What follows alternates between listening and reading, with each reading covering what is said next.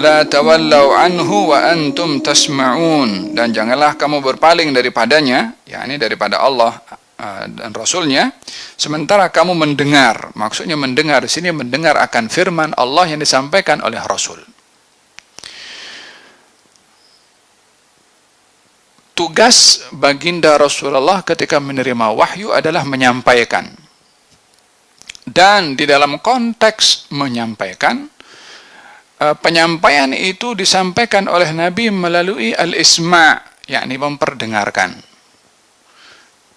Ianya tidak terhad penyampaian itu dengan ditulis saja itu Al-Quran, kemudian orang disuruh baca. Karena kalau ditulis disuruh baca, ini penyampaian melalui bacaan. Sementara pada ketika itu, bangsa Arab waktu itu dikenali sebagai bangsa yang ummi, tidak pandai membaca dan tidak pandai menulis, maka wasilah untuk mereka boleh mendengar, mengetahui risalah yang dibawa oleh Rasulullah, wahyu daripada Allah, adalah melalui al-isma', melalui pendengaran.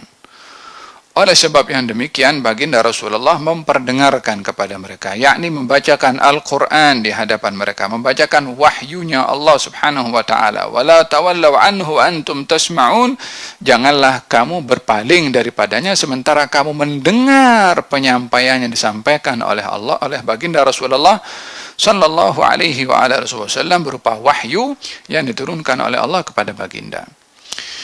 Ya ayyuhalladzina amanu athi'ullaha wa rasulahu wa la tawallaw anhu wa antum tasma'un. Wahai orang beriman, taatlah Allah dan Rasulnya, dan janganlah kamu berpaling daripadanya sementara kamu sudah mendengar atau kamu mendengar penyampaian atau wahyu yang disampaikan oleh baginda Rasulullah sallallahu alaihi wasallam. Dengan demikian, pendengaran adalah merupakan alat pertama bagi seseorang untuk memahami.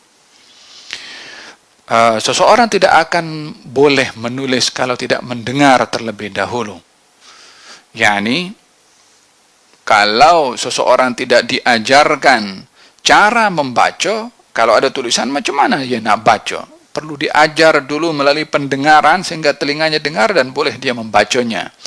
Oleh sebab itu, pendengaran adalah merupakan laluan utama, platform utama, jalan utama untuk memahami kepada apa yang telah disampaikan oleh para anbiya dan juga para rasul. Wala takunu kalladzina qalu sami'na wa hum la yasma'un. Dan janganlah kamu menjadi seperti golongan orang-orang yang mendengar sementara mereka tidak mendengar. Ya salam. Janganlah kamu menjadi orang yang mengatakan kami mendengar tapi mereka tidak mendengar. Apa maksudnya? Maksudnya adalah mereka mengatakan kami mendengar tapi tidak mahu menerima kebenaran yang didengar. Di sini dijadikan oleh Allah Subhanahu wa taala wasilah untuk seseorang itu menerima hujjah akan kewajiban beriman adalah melalui pendengaran.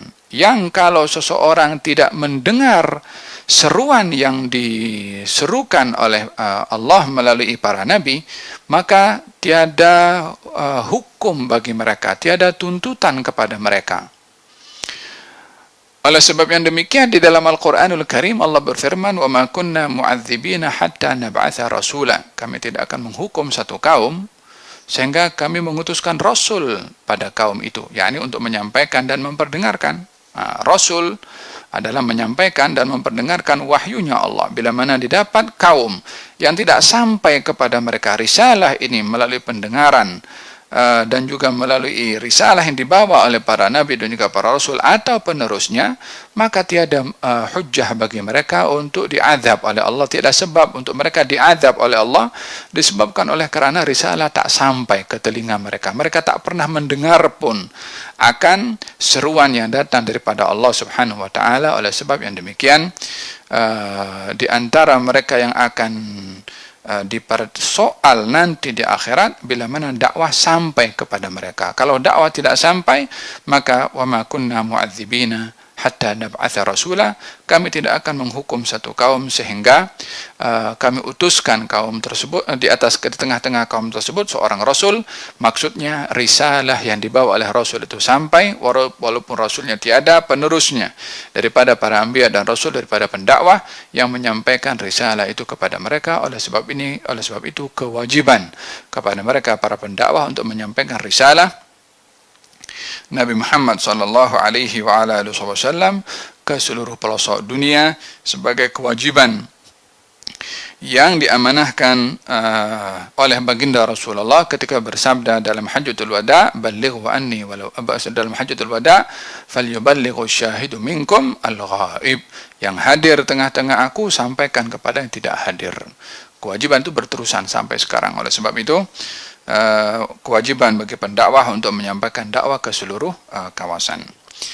Wala takunu kalladzina qalu sami'na, janganlah kamu menjadi seperti golongan orang-orang yang mengatakan kami mendengar, wa hum la yasma'un, tapi mereka tidak mahu mendengar, maksudnya tidak mahu menerima kebenaran yang mereka dengar.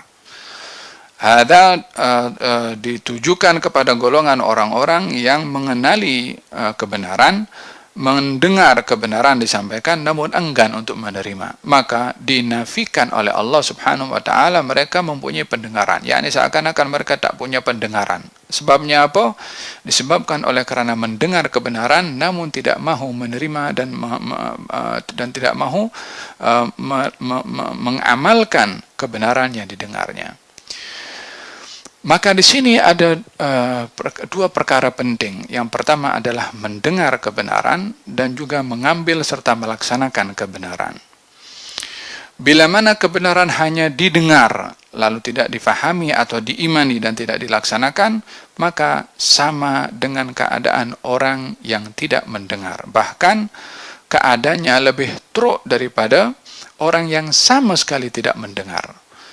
Karena orang yang mendengar lalu tidak mengambil kebenaran yang didengar, berbeda dengan orang yang sama sekali tidak mendengar. Yang tidak mendengar sama sekali tidak ada hujjah baginya. Namun yang mendengar namun enggan untuk menerima kebenaran yang didengar, ianya akan membawa hukuman kepada orang tersebut.